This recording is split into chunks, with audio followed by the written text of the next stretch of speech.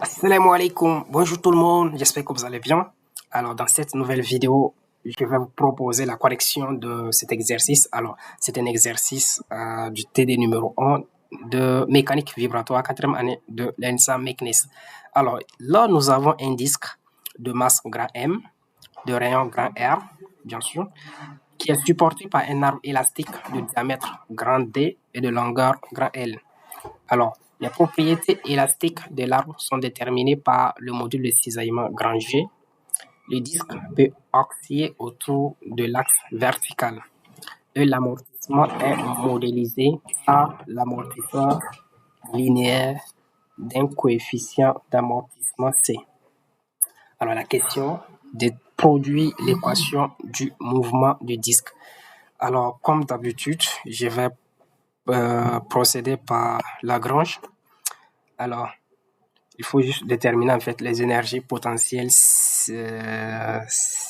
cinétiques, oui, l'énergie de dissipation de notre système. Alors, sans plus tarder, nous avons quoi? L'énergie cinétique de notre système. Donc, ça va être égal à 1 demi multiplié par I multiplié par θ point au carré. Alors, c'est quoi le I ici? C'est le moment d'inertie en fait de notre disque. Alors, le I est égal à quoi? Ça fait 1 demi fois la masse du disque multiplié par R au carré. Donc, ce qui signifie que l'énergie cinétique de notre système, ça fait 1 demi fois 1 demi grand M R carré θ point au carré. Donc là, c'est bien. Nous avons l'énergie cinétique de notre système. On passe à déterminer l'énergie de dissipation. Alors, l'énergie de dissipation, c'est celle en fait causée par l'amortisseur. Nous avons, ça fait 1 demi multiplié par C. Alors, multiplié par X point au carré. Alors, c'est quoi X point? Imaginons notre système qui est là. Alors, nous avons notre amortisseur.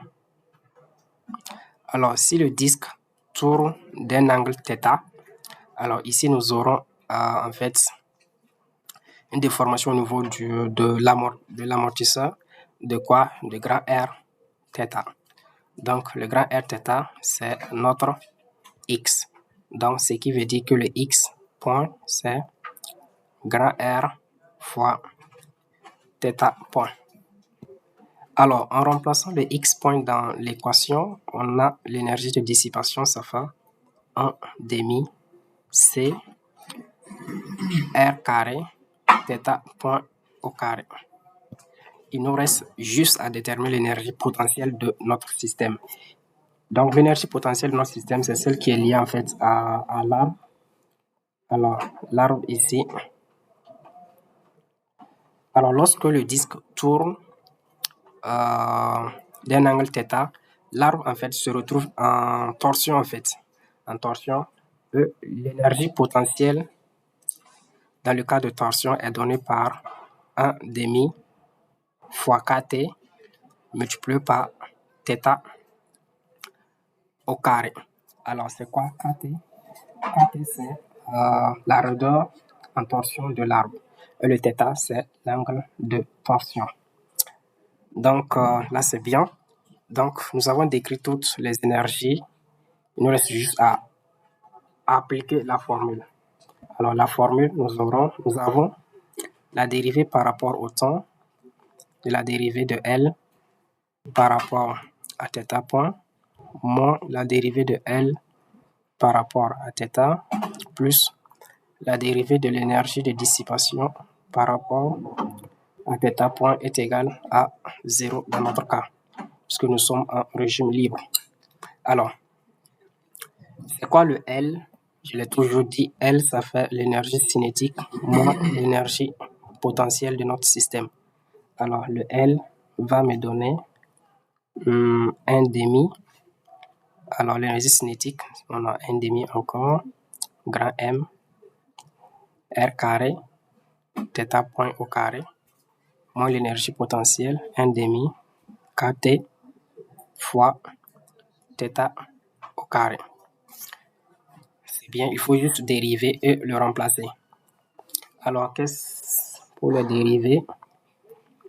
La dérivée de L par rapport à θ point, ça fait 1 demi grand M grand R carré θ point. Donc, ce qui veut dire que la dérivée par rapport au temps de la dérivée de L par rapport à θ point est égale à quoi? 1 demi grand M R carré θ 2 points.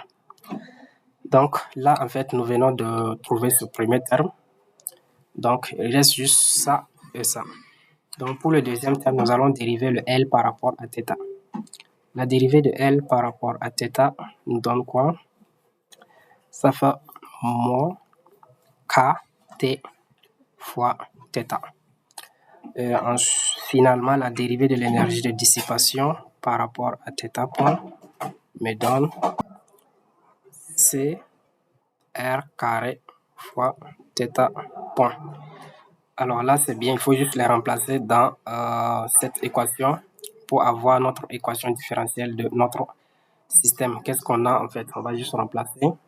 On a ici 1 demi grand M R carré θ 2 points. Donc ici, vous avez un moins. Et là également, vous avez un moins. Donc ça fait plus kt fois θ plus la dérivée de l'énergie, donc plus C R carré θ point qui est égal à 0. Alors donc finalement, on a θ 2 points plus quoi? 2C sur M θ point plus kt, donc 2kt bien sûr, sur M R carré θ est égal à 0.